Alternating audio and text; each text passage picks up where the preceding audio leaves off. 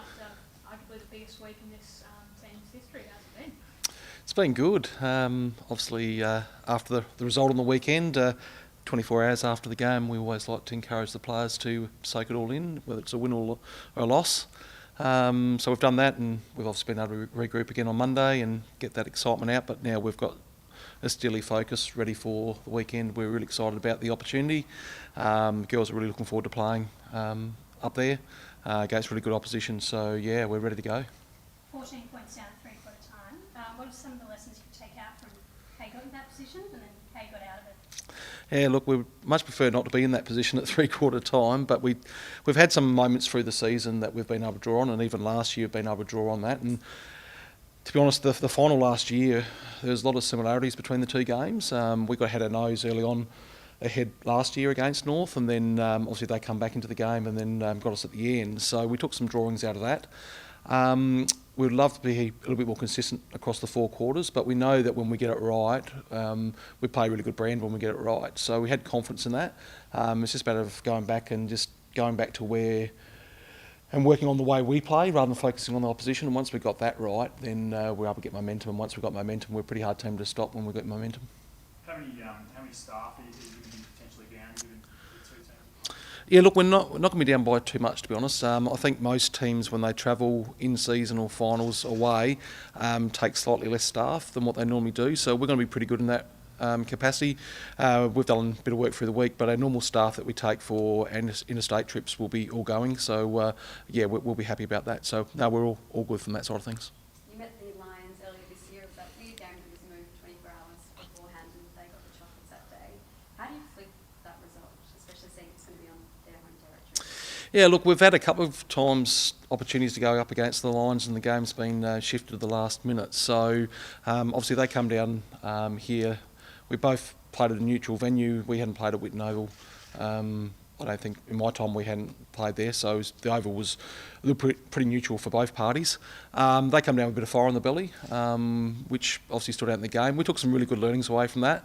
Our first half, particularly the last bit of the first quarter, we were really disappointed the way we played into the breeze. But I think in the second half we started to work out the way they played.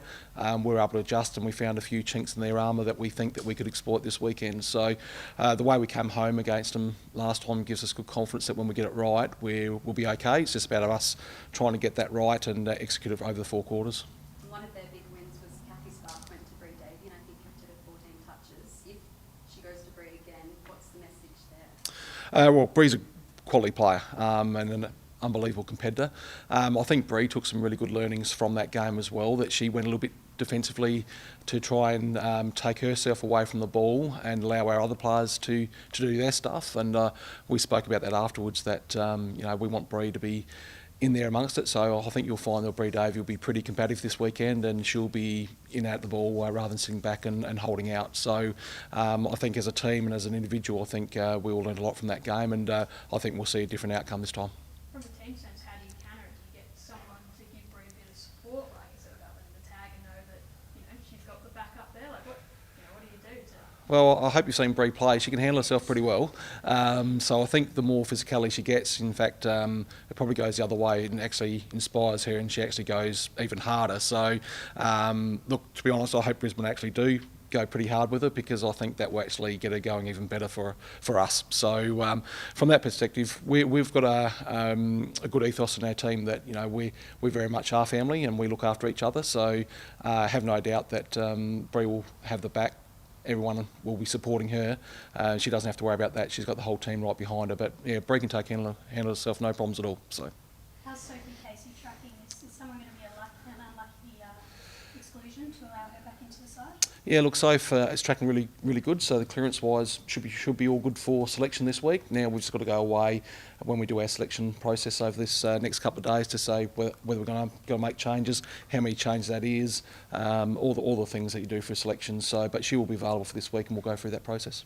Has that been one of the biggest challenges the last few weeks, that continual juggling of the back line in terms of personnel? It's not our preferred choice, but we think we've got enough players there that've had enough experience there to go through at some stage through the season. We're a team who likes to rotate players through a lot of roles for the very reason that if we ever need to in a game, they've got some sort of familiarity about where they've played. And we've been happy we've been able to patch it up a little bit back there, and the players we've got there have been able to play their role really, really well.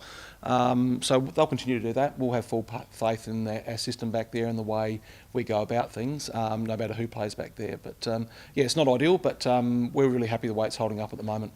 It's two cracking prelims. Do you think it's a shame to an extent that the back end of this season is perhaps getting a little bit lost among the AFL? And would you advocate for the season to start earlier, even in, say, an October, to come off the back of an AFL season? Yeah, look, it's a good argument, and this is obviously only my personal opinion on it. I love if we had the opportunity to be able to be a sole showcase and show our girls on the stage week by week, which is awesome.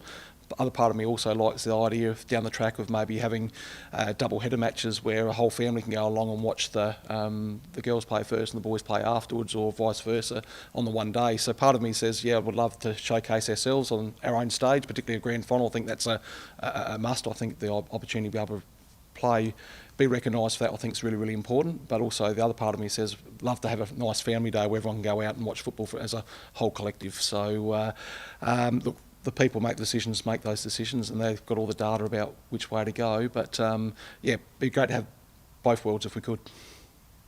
I guess it's sort of all fall your way in terms of the Adelaide result as well. But if you manage to host the grand final, would you like to see it at the G or at Wembley? Well, I haven't really thought that far ahead. I've only thought about training tonight, to be honest. Look, I think every player, male or female's dream is to play on the G. So the opportunity to do that would be awesome, but we'll play wherever. No, that's our message to our group this week when we head up north, is we'll play anyone, anytime, anywhere, and we'll take that philosophy. So if it's at the G, awesome. If it's at Marvel, awesome. If it's at Vic Park, awesome. If we have to go to Adelaide Oval, awesome. The opportunity to play in a grand final would be fantastic for our group and that. So we'll play anywhere, anytime. Any injuries to deal with this week? No, we come out really well from the game, which is a real positive. So we've had our fair run at the back end of the season. So it was nice to, I know Buck said before about touching wood, so if everyone else can do the same thing. But yeah, no, we've walked away from the game really positive from that. And we've probably got a couple of players who potentially could, hoping that we can try and get back in at the back end of the season's touch and go for a couple. But yeah, we're all good from that front. Who are those that you'd like to maybe get back? Well, we think Lauren Butler's still a sneaky chance, so we're trying to work with her. There's still no guarantee whether she will, but she's tracking really well at the moment. So the initial thoughts were that no, she'll be done for the season, but she's put the work in, and she's looking pretty good at the moment. So whether she does get back ahead, we're not quite sure, but she's tracking pretty well at the moment.